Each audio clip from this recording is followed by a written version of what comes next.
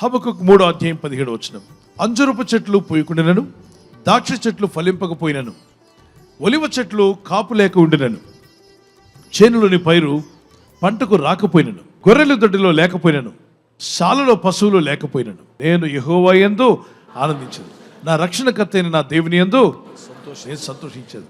ఈరోజు నీ జీవితంలో ఎన్నో ప్రయత్నాలు నువ్వు చేస్తున్నావు. కొన్నిసార్లు విఫలం కావచ్చు, నష్టాలు రావచ్చు. 6 విధాలైన నష్టాలు ఎదుర్కొన్నాడు ఈ భక్తుడు.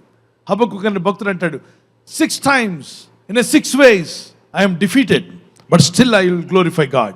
I will rejoice in God. నేను దేవుని ఆనందిస్తాను.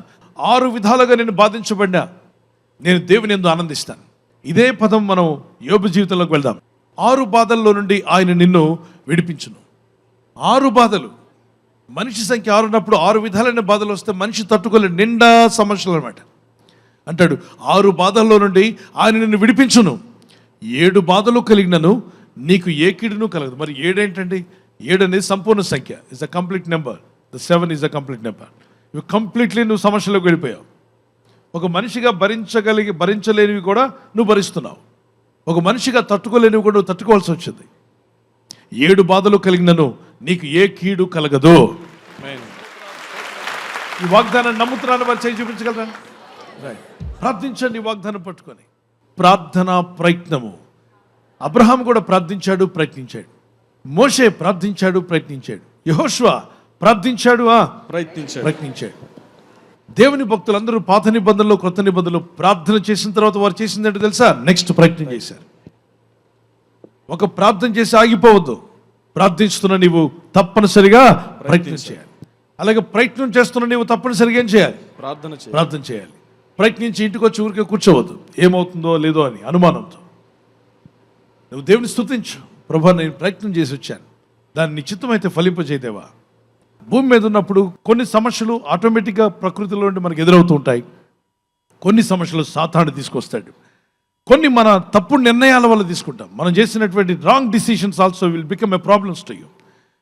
యవన కుమార్తెలు don't take a wrong decision in your life. మీ జీవితంలో డిసిషన్ విషయంలో చాలా ఆగండి. పెద్దల యొక్క సలహా తీసుకోండి, దేవుని సలహా తీసుకోండి. తొందరపడి తీర్మానాలు తీసుకుంటే చతికిలో పడతారు చాలామంది.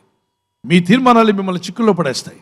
6 విధాలైన బాధలు వచ్చినా అంటాడు, నేను దేవుళ్ళు ఆనందిస్తాను. మరి ఆనందిస్తే ఏం జరిగింది?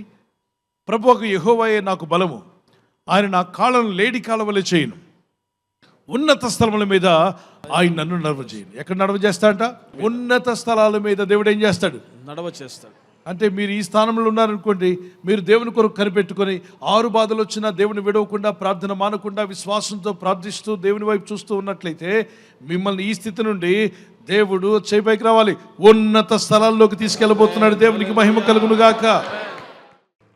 2 చేతులు ప్రభువైపు ఎత్తి ప్రార్థిద్దాం. కంఠాలు పైకెత్తండి.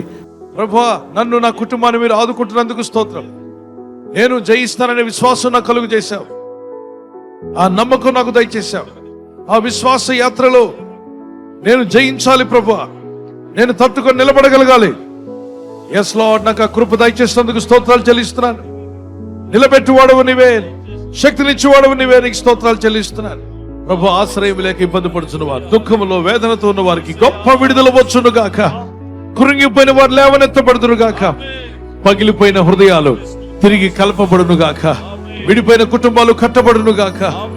గాయాలు పాలైన వారికి గాయములు మానిపోవును గాక. యేసు నామములో ఈ రాత్రి నెమ్మదితో పండుకొని సురక్షితంగా కాపాడబడినట్లుగా నీ అగ్ని కంచి వేసి మమ్మల్ని కాపాడండి. మీ చిత్తములో కొనసాగే కృప అందరికీ దయచేయమని యేసుక్రీస్తు ప్రశస్త నామములో మీరందరికీ చక్కని నిద్ర దయచేసి తెల్లవారు లేచి కృపను మాకిమ్మని క్రీస్తు యేసు నామములో అడిగి వేడుకుంటున్నామా పరలోక తండ్రి. ఆమేన్, ఆమేన్. ఈ వాగ్దానాన్ని మీతోనే ఉంచుకోకుండా లైక్ చేయండి, షేర్ చేయండి. అనేకులు ఈ యొక్క ఛానల్ సబ్స్క్రైబ్ చేసుకోమని తెలియపరచండి. సబ్స్క్రైబ్ చేయని వారు కూడా సబ్స్క్రైబ్ చేయండి. Good night. God bless you.